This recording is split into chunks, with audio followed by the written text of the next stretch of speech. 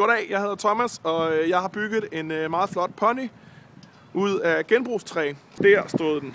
Dagen efter jeg havde sat den op, der var den blevet hugget. Så skrev jeg ind på Facebook, min pony var blevet stjålet, om der var nogen, der havde set noget. Og der var en flink fyr, der hedder Laurits, der havde set, at der var nogle unge fyre, der havde stået klokken 2 om natten og savet i ponyen.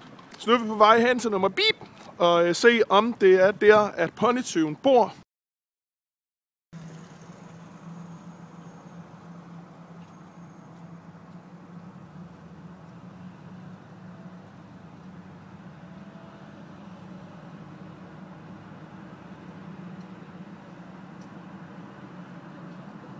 Det er det, Michael. Hey Michael, du snakker med Thomas. Goddag, Thomas. Goddag, jeg skulle høre, om jeg kunne komme op og hente min pony. Fedt. Ja, det må du gøre. Okay, fedt. At ponytyven?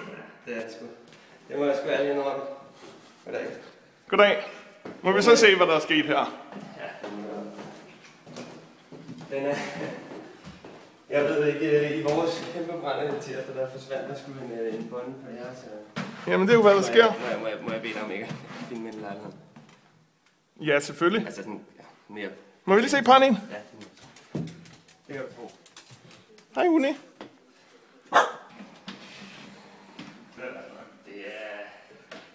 var mærkeligt. Men kan du ikke prøve at forklare præcis, hvad det var, der skete? Hvor er der mange øl, og det blev en masse snaps. Og da det så var overstået, og klokken var mange, man skulle til at se, og ja. Ned, og så den her, så var hende veninde der på 45 kilo, hun var jo bare meget stor med en lille pungefane. Og synes, det var fedt. Og ja, jeg har ret i at tænke, det fedeste, vi kunne gøre, det var at stille den op foran min kæreste, som sov. Og vække hende, imens der stod en 3 meter høj pony foran hende. Det var da også romantisk. Det havde det egentlig også meget sjovt, men sige hovedpine dagen efter, det var mindre sjovt.